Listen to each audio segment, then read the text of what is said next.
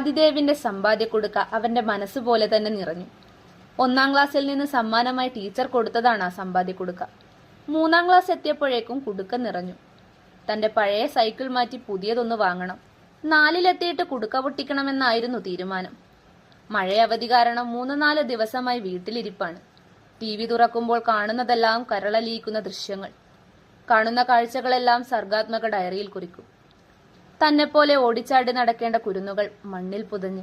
അത് കാണുമ്പോൾ സങ്കടം വരും. അവിടെ പോകാനും അവരോട് കൂട്ടുകൂടാനും സങ്കടം പങ്കുവയ്ക്കാനും ഒക്കെ തോന്നും. അപ്പോഴാണ് പലരും അവരെ പണം കൊടുത്ത് സഹായിക്കുന്നത് TV-യിൽ കണ്ടത്. പിന്നെ ഒട്ടും അമാന്തിച്ചില്ല. തന്റെ കുടുക്കയെടുത്ത അമ്മയോട് ഒറ്റ ചോദ്യം: അമ്മേ, ഞാനിത് വയനാട്ടിലെ ദുരിതത്തിൽപ്പെട്ടവർക്ക് കൊടുക്കട്ടെ എന്ന്. കേട്ടപ്പോൾ അമ്മയ്ക്ക് അതിശയവും സന്തോഷവും. മകനെ ചേർത്ത് പിടിച്ചു. പണിക്ക് പോയ അച്ഛനോടും മുത്തശ്ശിയോടും സമ്മതം ചോദിച്ചു.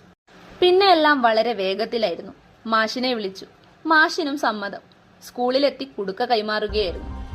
അച്ഛൻ പണിക്കുപോയി വരുമ്പോൾ നൽകുന്ന നാണയത്തുട്ടുകളും സ്കൂളിൽ നിന്ന് കിട്ടിയ ക്യാഷ് അവാർഡും വിഷു കൈനീട്ടവും ഒക്കെയാണ് കുടുക്ക നിറച്ചത്. തിരുമേനി SNDP LP സ്കൂളിൽ 3-ാം ക്ലാസ് വിദ്യാർത്ഥിയാണ് പഠനത്തിൽ മിടുക്കനായ ആദിദേവ് PS. പുളിക്കലയടത്ത് ഷിജുവിന്റെയും സജിനിയുടെയും മകനാണ്. മുത്തശ്ശൻ മാധവനും മുത്തശ്ശി ശാരദയുമെല്ലാം ആദിദേവിന് കട്ട സപ്പോർട്ടാണ്. പ്രധാനാധ്യാപകൻ PM സെബാസ്റ്റ്യൻ, അധ്യാപിക മഞ്ജു മധു എന്നിവർ ചേർന്ന് കുടുക്ക സമ്പാദ്യം ഏറ്റുവാങ്ങി. പകരം പുതിയൊരു സമ്മാന കുടുക്കയും കൈനിറയെ മിഠായിയും നൽകിയാണ് സ്കൂൾ അധികൃതർ ആദിദേവിനെ യാത്രയാക്കിയത്.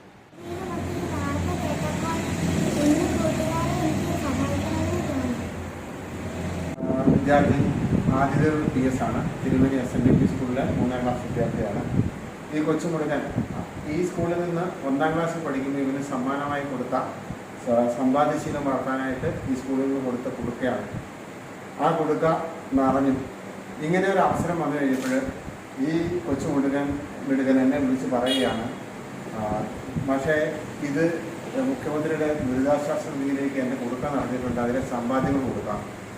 ഞാൻ വളരെ അതിശയിച്ചു പോയി.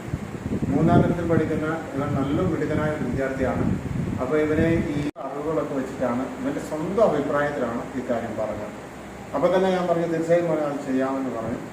ഇപ്പോഴ് ഇവനെ കുടുക്കയായിട്ട് ഇവിടെ സ്കൂളിലെത്തുകയും അത് ഇവിടെ തരികയും ചെയ്തിട്ടുണ്ട്. ഈ തുക എണ്ണി തിട്ടപ്പെടുത്തി അത് തീർച്ചയായും മുഖ്യമന്ത്രിയുടെ ദുരിതാശ്വാസ നിധിയിലെത്തിക്കും. അതിനുള്ള ശ്രമങ്ങൾ സ്കൂളിൻ്റെ ഭാഗത്ത് നിന്ന് ഉണ്ടാകും. ചെറുപുഴയ്ക്ക് ഇനി രുചിയുടെ പെരുമയും 20 വർഷത്തെ സേവന പാരമ്പര്യവുമായി നാവിലൂറും രുചിവൈവിധ്യങ്ങളുമായി ഡ്രീംലാൻഡ് റെസ്റ്റോറന്റ് കാക്കയഞ്ചാലിൽ.